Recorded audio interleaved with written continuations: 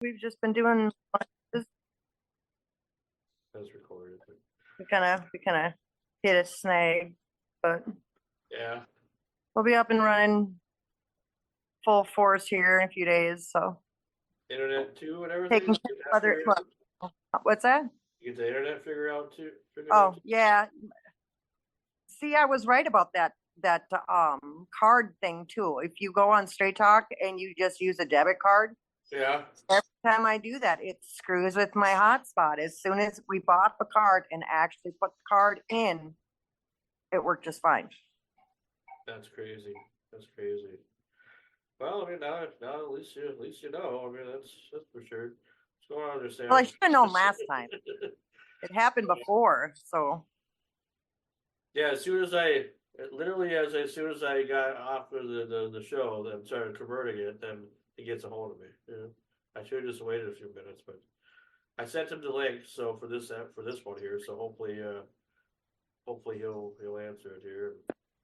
You can send me a link so I can put it on my Facebook. Sure. This will be part 2. Well, we're not going live. I'm not going to go live on this one. This is going to be. Oh, we're not. Oh, okay. We're just doing a private recording because I don't want to. In case if it takes them a little bit to get on, I don't, maybe I'll. That air. Get your people, man. Yeah, I know, but it'd be better if it's just a surprise. I would say, right? Oh, the guy didn't show up, and all of a sudden then he did. Yeah, but if nobody fans watching it, they ain't gonna go watch the tape version of it. Yeah, they will. Yeah, they will. Of course they will. Okay. Hey, guys know better than me. Yeah, we know how this goes. Bro, most people watch it after the fact. And especially, that's where I get a lot. Especially since this is a separate video now than the other one. This has nothing to do with the show. This is like a bonus, like an exclusive. So it's and it won't be fun having this show is 2 hours long. Well, I don't got 2 hours to sit. If we split it up a little bit, that's what when they were talking about how they split up their show into segments and stuff like that. That might be a good idea for us. If we don't have a guest that week, run this. What's that? If we don't have a guest 1 week, just run this version that nobody's going to see so far. Don't you think that would be okay? Yeah, I mean, whatever. I mean, I don't know. I'm not. You guys are into this longer than me. I'm just a squirrel trying to get a nut. All right, that sounds good. Do that off camera. Looks like you get a lot of nuts there. No, I'm just kidding. Donnie does it all the time. Why can't I? Where's he at? Oh, there he is. I ain't seen everybody for some reason. I wish I could not see Frankie, but other than that. What about Jackie? Like I have no hand or so. It's like Jackie. I wish I couldn't see Jackie. Jackie Slauson. Yeah. Jackie. Oh, who's Jackie? Wait a minute. Yeah, I did my promo and I called him Jackie instead of Frankie. And I got help. Best part, it was more than once. Yeah. Okay.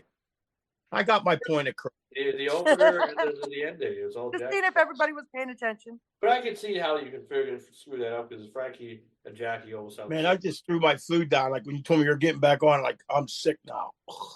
Yeah. Well, I'm sorry. Bobby came down right at the end of the show and decided he was going to cook for us. So I just figured I'd let you know. I could have been like, no, I'm doing this all by myself, but I have no questions to ask. Hey, that's enough. That's enough, I said. Right. I threw my food down. I'm ready. Well, okay. Just get some spaghetti. So we're just waiting for him. I've said he's got the email, so that's why I got my phone. I look out and the FedEx guy delivered by a computer desk now. So now we got to put it together. Why don't we all put it together? Go get it. Yeah, we'll do it. Watch you put it together. Oh, then you'd watch that. Huh? Yeah. Well, I'm having my guy who lives next door. He's going to help me put it together because I suck at putting stuff together. I'm not an engineer or whatever. I don't work in trains. All you need is a screw gun. That's right. Probably now. These directions. I will have to direct their own Chinese. I don't know how to read Chinese. Okay, how are we going to do this now? I had everything set up perfect. the way I wanted to ask it. Now I'm freaking screwed. I already got the other episode converted now, so it's all done with, and I'll put that up. You could actually put this on tomorrow if you wanted to. Oh, we'll see. Well, let's just hope the guy just shows up here first. You know, I know you, Sean. You'll be excited and put it on. if he shows up like he says he's going to now, yeah, I will be excited because that's like, you know, he's one of the big. Just like you, big just like names. when we had our conversation the other day. You're going, I'm going to wait till Tuesday. I'm going to change that thing over to the swamp thing, and then fucking next day I look, it was done. Yeah, well, Well, I guess he ain't coming, huh? you gotta. I mean, if you leave, you know, I mean, I'm not reinviting you, so just spend a half an hour with me and see what happens. And we'll see what happens. You know, and if nothing happens, then we still got a bonus. You know, I recorded it, so Let me take my vitamins while I'm waiting. yeah, it's behind the scenes. Yeah, you can So do was what there you want. anything was there anything that you guys wanted to talk about on the show that we didn't talk about at all that you wanted to cover? Because I feel like those guys took a lot longer than I thought. It was. Frankie, Sean told me not to take up all the time on the second guest. I don't think anybody could get a question in. Sean never shut his freaking mouth. Well, because I Yeah, know but like, Tony, you can't say that because you said me, Mama T, and Sam. Those other two guys never said a word either. They hardly said anything. I got cut off. you have to know when the timing is right. I feel could care like- less. I just sit back and listen. Yeah, I feel like as somebody who's done interviews for a while, I know when the the right time to talk. You know, and because I have a good connection, that helps. If I had a lag, it'd be all fucked up. And I'm glad we don't. Well, Mama T had some of that today, but you know, seriously. I wanted to ask them about their charity stuff. They were rambling on. I figured I'd let them go. Well, I'm glad, you know, and see, that's how you do an interview. You let the guest speak, you know. Sometimes they speak too much. I've had interviews where the person just took over the interview and I asked maybe a couple Bill questions. Kinnison. Oh, yeah, but I've had worse than Bill. Downey York from Sean on Down could talk your ear off, you know, for the 2 hours, you know. I asked a couple questions and he told his whole life story in 2 hours, you know. Downey York from Sean on Down. So, yeah, I mean, it happens. That's why it's the beauty of doing this type of stuff. You never know. I think I'm gonna start raising my hand when I've got a question. No, you can't. No. Or do middle finger or whatever. It doesn't matter. That might be a good idea, Sean. If you want to speak, why not raise your hand? And that way we won't step on each other. Well, I mean, you can if you want. I mean, it's up to you. Well, it's got to be everybody doing it. You know what I mean? I mean, we're not in school, but I guess I understand. Yeah, if you do that, like, what if everybody does it at once? Like, you can't even see my arm. Yeah, but then let Sean pick us out. Who's next? Like, I'm professional too. I'm like Sean. I did this stuff for years. I did it since 2000 and I think 3. I started my podcast or something. But he's been longer than me. But you know what I'm saying? Yeah. I did it for a long time. I made the newspapers, the news. I mean, I'm pretty good at this stuff too. But I just sit back and let everybody do their thing. And then when I'm ready for a question, that's a good idea. I got to guess. Sean, you should be able to watch us. If you see more than one hand, say, Sure. Sam, what do you got to say? Or Tony, or what, you know what I mean? Well, it Mama does make T? sense, I guess, you know. I just feel like it's like, oh, we're going back to school. Is that Bobby waiting on you? Yes. Hi, Uh, Bobby. I never met you, Bobby. Going on, man. We're just waiting around here. for our- Bring me some food, Bobby. That. He doesn't deliver. My car's Not in the- the shop, and he can't drive anyway. Not to Ohio. Me and Sean figured out the other day how long it would take for me to go to it would take Tony further, but for us to go to meet you guys is like freaking 18 hours or 17 hours. No, you used to drive that from Florida every day. Yeah, but Tony, I drive to Pittsburgh. I can't walk when I get out of the car. That's only 2 hours. You never walked anyways, you waddled. Well, I lost 6 pounds this week, which brings my total to 68 pounds. Wow. So I'm happy with Good that. job. Did I lose 6 pounds, huh? Yeah, 6 pounds. Well, that's exciting. I don't want to show him up, so I ain't gonna tell you how much I lost. I don't care. I don't even in no competition to lose weight. That's for sure. Yeah. I went 240. I'm gonna go down to 243. That's 100 pounds. That's all. Don't be mad. I'm only I teasing ain't you. mad. There you are. Oh, good, sure. Well, yeah, I mean, that's just the thing. It should never be a competition when it comes to. Don't Well, be a what- hit. End up having- That's why I don't put on Facebook or not because I don't want anybody to think I'm in a competition with them. The first time you did, I show you every 3 days. That was fucking 11 years ago. Close in an hour. When I do it, you yell at me. You did it all the time. I did it 11 years ago when Facebook wasn't that popular. Not myself, that's all. I know. I don't care about what you do. I'm just saying I won't do it because I don't want nobody to. Then they'll be thinking we're in the competitions and shit. Yeah, you know what people think of that, you know. No, we don't want that. Competition, you're supporting each other. But yeah, remember, you're not like, you know, in your 20s and everything where everybody can just, you know, lose weight so quickly, you know. It's like sometimes it takes Dude, a it's while. harder now to lose weight than ever was. I'm telling you. I Yeah. fast. 7 I years fast ago, be- 70 years ago, you weren't 68. I know that, but I'm saying I fast. I fast between 16 to 20 hours a day. That's So not like good. today That's- I had. Yeah, it is, No, it ain't, because you're not. dude. turning It's on- working. You're not turning on. You have to eat something to turn on your fat burning system. I did. drink I ate. a protein shake in the morning. A protein shake consists of 50 grams of protein. It's only 100 calories, but it turns my system on, so I'm burning fat now. I'm burning. Let me tell you something. Look it up, Tony. Fasting makes fat, burns fat. I'm Did you going buy- to this once a starving? week. I Oh, got no, I some. almost wrecked today. I was so hungry. I almost wrecked my car.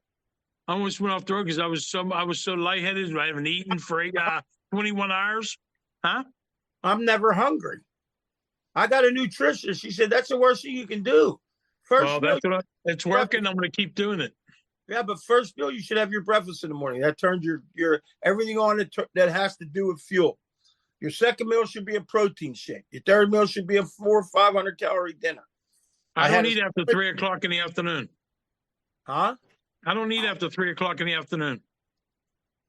That's no good. I eat all the time. But you know what? You guys think it's hard for you to lose weight? Try being nearly 50 years old, a woman who's had 4 kids. You think it's Who? hard for you to lose weight? You have 4 kids. Oh wow, I didn't know that. So did I. And I'm 63. I had 3 kids. You don't see me bitching and moaning about it. Well, Yeah, but you can't. Pregnancy weight doesn't go away as fast as pregnancy weight. though. I'm only kidding. My wife had 3 kids. I'm just their father. That's why I hope. yeah. Think. You got to. I notice right here. I notice I'm getting wrinkles underneath there. Dude, my tits are hitting my floor. You need a man's ear. Yeah, I need a man's ear. And my arms used to be big and muscular. Now I got this. Now you can This- fly away. Yeah, you got wings out, you know. Who needs Red Bull, you know?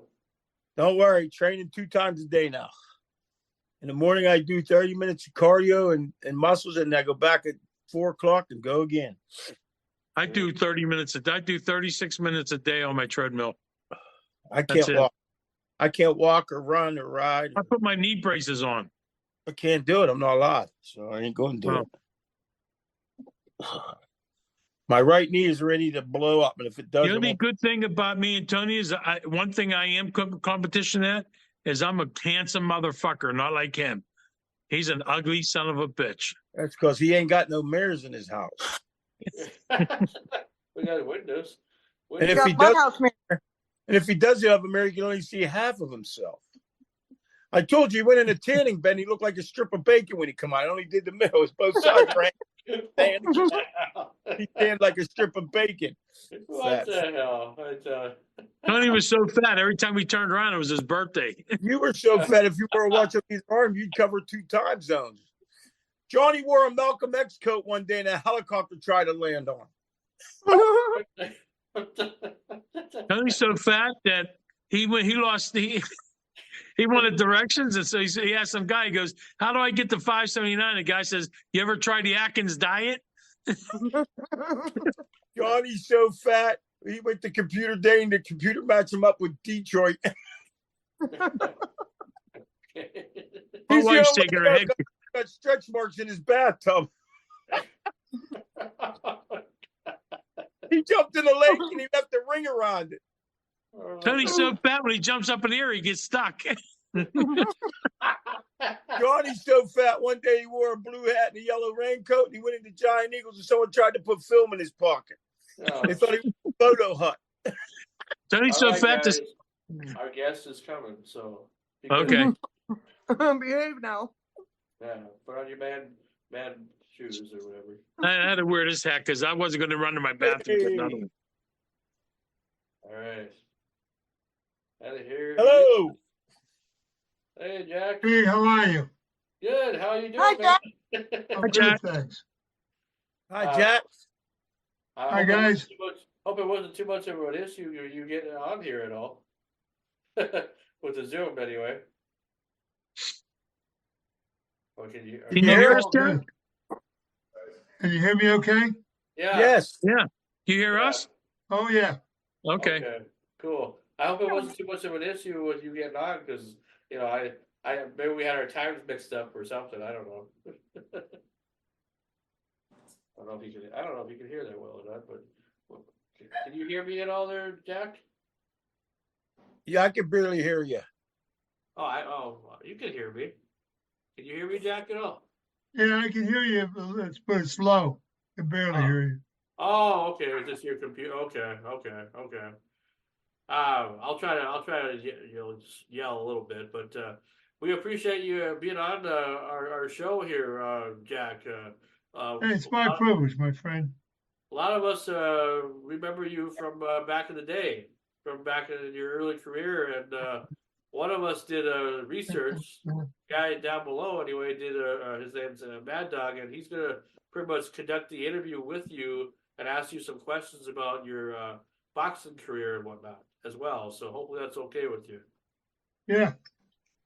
So, Yeah, Jack, I'm Mad Dog. I used to be a professional wrestler and I boxed a little bit, but I was so amazed at your boxing career. You started out, you were 16-0. That's amazing. Yeah, And and then they amazing. discovered I had this disease, acromegaly, which they couldn't believe I was even fighting. They said, how do it's a tumor of the pituitary and it causes depression. And if your body's putting out 10% growth hormone, mine was sticking out 250, So I said, well, it's my day job. I'll just keep going on. And I just kept on until when I right at the end of my retirement, I had it fixed at Mass General. They went in with a cyclotron proton machine and blew up the tumor, got rid of it. And I was supposed to stay in the hospital for 2 weeks. I checked out in 4 days and went to Baltimore for a 10-round fight. My doctor thought I was crazy, which I Man. probably was. yeah, you were ready to get a title fight. What year was that? 73 when you were supposed to fight Ali, but you fought. I'm doing a podcast. I'll call you back. Right back. Right. Yeah, I was trying to fight Ali 4 times actually. Yeah, tell him the story why you got the fight, like with his brother and that. Oh yeah, his brother Rockman. Yeah, he called you up and said, "Do me a favor, beat the hell out of my brother. I don't want him boxing no more." Yeah, that's Yeah, true. I'll promise you a fight. His brother was 14-0 and he never fought again. Yeah, I remember the fight when you were undefeated and you were ready to go for your title fight. You had a warm-up fight with Jimmy Somerville? Jimmy Somerville. And they, Yeah, you lost that fight out, unfortunately, but then you knocked him out on the rematch. well, they stopped the fight real quick, and I got really angry. They said to D'Angelo Dundee, "What kind of bull is this?" So they made the match right back again, and I knocked him out. Yeah. Then you won the California State Heavyweight Championships against Henry Clark. Yeah, nobody wanted to fight Henry, and I took the state title off of him. I went out to fight Norton, and I was doing union business on the East Coast. We had some indictments against us, so called me on the phone. He said, "You want to fight Kenny Norton?" I said, "Where?" "San Diego." I said, "When?" He said, "Next week." I said, "Send me a ticket." So I flew out and I trained, I think, 4 days for the fight, and gave Norton a pretty good licking. And at the end of the ninth round, He they hit you. rang the bell 3 times before anybody heard it because people were standing on the chairs screaming. And Norton ran across the ring. When the referee separated us, Norton ran across the ring and hit me behind the head and drove me into the ring post. And the commissioner was sitting in my corner and he jumped up and said, "If you can't continue to fight, you just won on a foul." I was so mad. I said, "Continue. I'm going to kill this guy." Yeah. Of course, I'm fighting him in San Diego, and he's owned by 2 billionaires, so getting a decision was kind of slim. So he won a split decision, but he hardly talked to me for a while after that. I And you cut him fought up pretty George bad. Foreman, didn't you? Didn't you also fight George Foreman? Fought George Foreman in the Garden. Nice. There was a pretty good fight just on YouTube. And we were doing. I hurt him bad in the second round. I just didn't follow it up, and then I walked into a punch in the fifth round, and it made me mad because as soon as I hit the floor, they stopped the fight because I got up. I wanted to continue, and they just stopped, and George wouldn't fight me again. But we became really good friends. George is a good guy. That's Yeah, cool. that is unbelievable. Then you became an actor, and you can, if you want to start on, I even see you coming out with a family of your book I called wrote a book, Family Legacy, and we're just getting ready to do a miniseries. Yeah, wasn't your dad one of the Murder Inc. guys? Yeah, Albert Anastasia. He was Murder Inc. Wow. He was You then he off- became the Anastasia family. And in '57, my father wouldn't go in the drug business, and he controlled the harbors. So they assassinated him in '57, and it became the Gambino family. Oh man, Carl Gambino was his underboss. No way. jeez, Yeah. can't wait. When does the book come out? It's Jack? already out. Been out Oh. for a while. We're going to I shoot thought the it was coming out miniseries. with the book. I thought they were just bringing it out. No, we're going to bring out. There's another book coming out. Then we're going to write 2 more. It's time to tell the truth about a lot of things that happened and the changeover of what the drug business did to organized crime and why they shouldn't have gotten into it. My father made a statement. He said, "If we touch it, our children will touch it. It'll be the downfall of the families." And that's exactly what happened. Then they tried to kill Frank Costello because Costello had the best political book. And Costello told them the same thing. The government will allow us to do this, this, and this, but they don't want us in the drug business because the government was in the drug business. Right. George Bush was partners with Noriega. Yeah. Anybody want to ask questions about his movie career? You can feel free. But I'm done with the boxing. I loved it, man. I just gotta say, Jack, you were absolutely. I was terrified of you. You made the best villain. Like every villain you terrified me. Who played the villain on Batman? She said you terrified her as a villain. I tell you, we had a lot of fun doing that movie. I was doing a film called March or Die with Gene Hackman down in Spain, and they came down to Hackman and I, and they flew us up to London to meet Richard Donner. And Donner said to me, "How do you feel about playing a deaf, dumb mute?" I said, "Well, because the character was a brilliant scientist, and then they lobotomized him because he was hanging around Zod." So I said, "I really embraced the idea of doing that." He said, "Well, why?" I said, "Because Jackie Gleason was a good friend of mine, and he won an Oscar for doing Jigo, playing a deaf, dumb mute." I said, "If I ever got an opportunity to do a role such as that, I would embrace it." And the character was great because Zod was a vicious general. Sarah was a man-eater. Somebody had to relate to the kids. So I played this huge guy like a child, learning how to work his eyes and learning how to, and it worked out pretty well. How tall are you, Jack? Sorry, How tall are you? 6'6". 6'6". It Wow. had 5 when you were fighting, but I knew you were taller than that. You 6'6", played a lot yeah. of movies with Gene Hackman. Huh? You played in King Kong, and King what was the Kong, other? yeah, that was the second. The Battlefield? first film was with Robert Mitchum, Farewell, My Lovely, which is a great film. It's actually very good. Anthony Zerbe and Charlotte Rampling, and a lot of good people.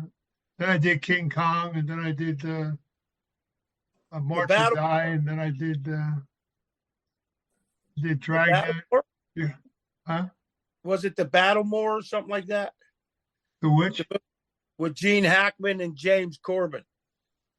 Oh, Battle was March or Die was in the Foreign Legions. Yeah, March or Die was in 77. Yeah. 1970. That was actually a pretty good movie. It was, but what it was 4 hours long. They shot it, and when you cut 4 hours, you cut 2 hours out of 4 hours. You chop it down pretty good. Huh. Well, we had a kid called Terrence Hill, who was an Italian superstar. He did all those spaghetti westerns with Bud Spencer. That was the first picture he did in English, was March or Die. We had a great cast. Max von Sydow was in it, and Ian I Holm, have to watch that. Gene Hackman, Catherine Deneuve. You also did some Perry Mason, right? Did that on TV. I did some TV shows. Yeah. Baltimore Bullet was a great movie with Jimmy Coburn and Omar Sharif. And Dragnet was a good picture with Danny Aykroyd and Tom Hanks. Yeah, you were on that too, right? Yeah, Yeah, Dragnet was in 1987, I think. yeah, I got a question for you. yeah. Who was the worst person as far as actors? What was the worst experience you had with any specific actor? Worst experience I had with any specific actor. That's interesting. Wow. I never really had a bad experience, to be very honest with you. I've worked with some great actors, but I tell you, the old timers were much better than these young kids that are up today because they were always on time. They were always, they were very conscientious of what they did. And when you worked with Mitchum and especially Brando, when they walk on the set, you could hear a pin drop. And they would say good morning to everybody, and they would say good night to everybody. And like Mitchum taught me, he said, Jack, this is like a family. We're all together here. And if you don't respect each other, you don't come up with a good product. So I learned from Mitchum was like a mentor for me because I had never been in front of a camera before. And, they came to me in 1967 when I was boxing in Boston. Steve McQueen did the Thomas Crown Affair, and they came to me, and Steve and I became good friends. And he said, "Oh man, you got to get in the movie. You got to come to Hollywood, Jack. We'll have a ball." I said, "Man, I'm undefeated as a fighter. I'm looking to fight Ali. I don't think this will work out too well at the moment." And then he did a picture called Towering Inferno, and his name was Captain O'Halloran. And he called me on the phone. He said, "Hey, I like your name up on the screen." He was always trying to get me to go to Hollywood. Then in 1969, I knocked out Manuel Ramos, who was ranked 2 in the world. He was champ of Mexico. And they were looking to make an Ali fight with him until I knocked him out. And then they came to me and they offered me the Great White Hope with James Earl Jones. And it was a picture that I turned. I said, I just knocked out the number 2 heavyweight, and I'm looking to fight Ali. And you want me to go to Spain for 6 months? But Raymond Patriarch had made a deal with Fox, Eddie Foy, trying to get me off the street so I would keep out of trouble. And I turned the movie down, and I was walking out of Fox, and the name James Earl Jones was walking up the steps. I was walking down, and he stopped me and said, "You're Jack O'Halloran." I said, "Well, you're James Earl Jones. What's up?" He said, "Is it true what I just heard about you?" I said, "What's that?" He said, "You told Hollywood to take the biggest movie being made and stick it." I said, "Well, if you want to talk that way." He said, "Well, I got to shake your hand. I never met anybody who did that before." Then when I retired, they came to me and they wanted me to do a film with I had an agent in San Diego when I was California heavyweight champ, did a lot of commercials. And she said, they want you to do a film called March or Die. Farewell, My Lovely with Robert Mitchum. And I think you should do it. So I went to New York and met the director. He flew me out to California, did a screen test, and Mitchum said, it's either him or I don't do the movie. So I blame it all on Robert Mitchum. There you go. He did a movie with Chuck Norris too in 1988. Terror and the Terror. Probably Yeah. the best thing he ever did. That wasn't a bad movie either. No, it was a great movie. I saw that one actually. It was pretty Yeah. good. So the Superman 2 movie, how did you get that role? Well, we did Superman 1 and 2 together. We did both movies together, and Right. in fact, that was the worst thing they did was fire Donner. That was insanity. And they just didn't want to pay him. And how do you cut Marlon Brando out of a picture? Yeah. But if you see the Donner cut of Superman 2, it's a much better picture. Oh, sure. Right. That didn't come out till 20-some years later. I got the 4K copies of all the movies that came out last year because they released a box set, as you're probably aware. Warner Brothers did to celebrate the 100th anniversary. I got the 4K set of that of all the Supermans. Yeah, the Donner cut is really good. Oh yeah. Lester put a lot of comedy into. It was a good movie, but Donner's was better. Donner was a great director. Yeah. Yeah, they include that in the box set anyway, the Donner cut. Yeah. It's good. Good stuff. No, we appreciate having you on there, Jack. I mean, we're all from we're from Minnesota, the Mama T and myself, and then Screaming Sam and Mad Dog or Anthony, they're from the Ohio Pittsburgh area.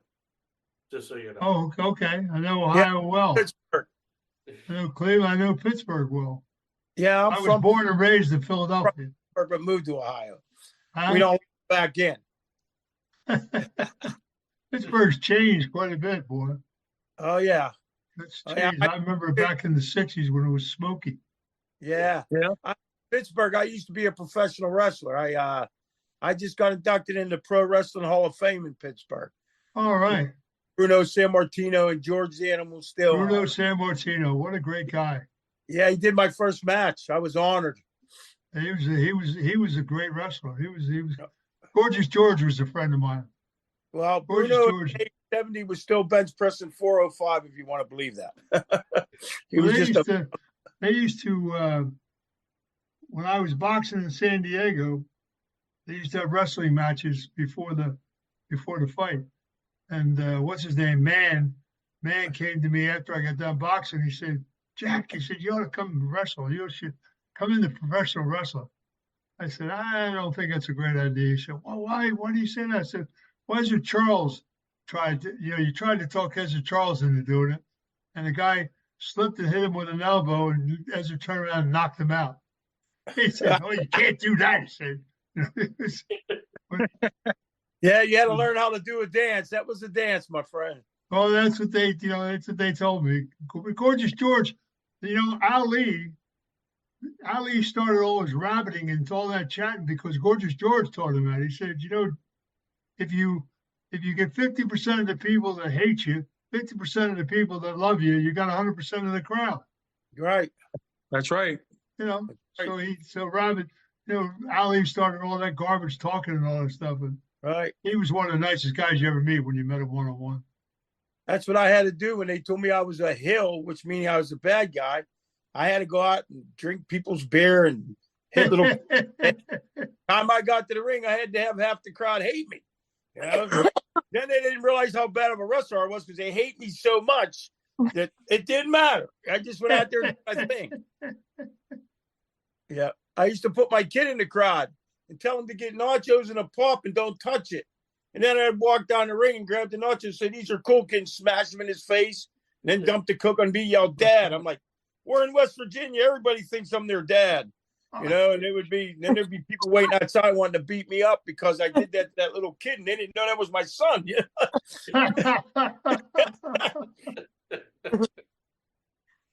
remember Argentina Rockin', don't you? Yeah. Well, with the flying head scissors. Yep.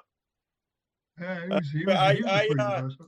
I got to meet a bunch of them, man, and I tell you what, it was a life I loved to live. It was just only part time. I had to work full time because I had kids, you know. I'd travel out on the weekends, drive 600-700 miles, do a couple restaurants, drive back and be at work at Monday. You know. Yeah. So, anybody else got any questions? What was your favorite movie to do? Like the Farewell, my favorite act- lovely. what I should- Farewell, my lovely. And what did you And love then- about Working with Robert Mitchum was incredible. You know, and Charlotte Rampling, Anthony Zerbe, Harry Dean Stanton had a great cast. It was a great story. And it was the first film I ever did. You know, and Mitchum was incredible. But then after that, I don't think I didn't do a bad movie of all the films I did. Superman, of course, was brilliant. We had a good time. We did for 3 years, become a family, you know, and it made us iconic actors, which worked out pretty well. You know? Oh, yeah. Did And you I live in remember the Philadelphia first one time? Comic-Con I ever did. A guy came up and he was chatting with me. Oh man, dude, you know, do something. Well, how much you scared me and all.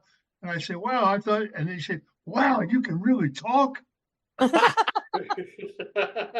said, I must have done a pretty good job if you think I'm deaf, dumb, mute, man. Hey, did you live in Philadelphia at one time? I was born and raised there. That's what I thought, because it said that you almost were going to play professional football for the Philadelphia Eagles. Well, you know, when I came out of school, I left school after my freshman year, and I was grabbed by the Jets. And at that time, you couldn't play pro ball until your class graduated. So we had a league on the East Coast that a lot of guys played in until they were eligible to play professional. And I was under contract to the Jets, so and we played a couple games a week to keep our levels up and stuff. And when I came eligible to play, Al Lee had just won the title. And a lot of friends of mine were down in Philly. And I said, you know, I told you, Bang, I think I'd like to get out and play in Philadelphia. So, well, you got a home here. Whatever you want to do, it's up to you. But then they sold the team to Jerry Wallman. And Wallman hired a guy named Joe Kuharich, who traded the championship football team away. He traded Sonny Jurgensen, Tommy McDonald to Washington. He traded Jurgensen. Couldn't I play. remember that. He traded 5 great linebackers. He traded 5 linemen to Green Bay for an ancient guard who was retiring. Traded Herb Cross. And I said, so Timmy Brown and I come out of a meeting, and he walked right by us. And I said, wow, man, you don't talk to people? I said, you know what? Take this team and stick it. And Timmy said, while you're at it, trade me. So I told some gangster friends of mine in Philly, I said, you know, I can beat that Ali guy.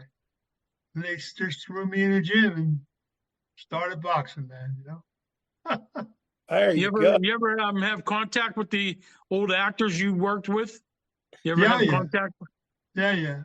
In fact, I'll see Sarah next month. We're doing a Comic-Con together. And Mark McClure will be there and a couple other people. And Hackman's retired. I talk to him once in a while. He's retired. He lives out in New Mexico. I loved Hackman. I loved him. He's a great guy. We Oh, did 2 films together, March or Die, and then we did Superman. And, when they fired Donner, he wouldn't come back. He didn't come back to finish the second movie. They body doubled him. He was Gene's a great guy, great actor. was he in the Baltimore too, or the Baltimore? Baltimore Bullet was Jimmy Coburn and Omar Sharif. Oh, okay. Omar Sharif was a trip. Boy, what a funny clown he was. I tell you, he was a gambling degenerate. But he was the first guy that did backgammon on a board game, like a computer game. And when we had every pool hustler, Minnesota fans, everybody the picture was about 9-ball tournament. And they shot the 9-ball tournament that year at MGM Studios. So they had every hustler from the country was in the movie. And they were all waiting for Omar to come to the set. And he came in off the plane, he was doing a makeup checkup, and they were all standing around his chair, and I was sitting next to him talking to him. And they're saying, hey man, how you doing, brother? Boy, we'd like to play a little backgammon with you. And Omar said, hey guys, I just got off the plane, you know, I'm getting my, oh well, you know, okay, we'll wait with you. He said to me, Jack, you got to come and watch this. I went over and sat down with him, and he was playing backhand with these guys. They're all thinking they're going to, they said, how much you guys want to play for? And they said, oh, well, how about $20 a point? And Omar said, how about 200 a point? And they said, whoa, yeah, man. They thought they had a hustle going on. I never saw anybody take 20 grand off of people faster in my life. He spun that cube like it was his own, boy. I said, wow, that's pretty good. He was, awesome. but he's a good guy. We went to breakfast one morning, and there were women that were lined up outside all the way around the block waiting to see him. And I said, wow, man, you have this problem every day? He said, Jack, you have no idea. These people are crazy, man. And But Superman, he was a good guy, great actor. you that villain you did in Superman, you had me shitting myself too. I was afraid to meet you now. Excuse my language. Superman worked out pretty well. That was a worked great. out good. That was great. So what do you do in your spare time then when you're not doing podcasts or anything? What do you do for fun?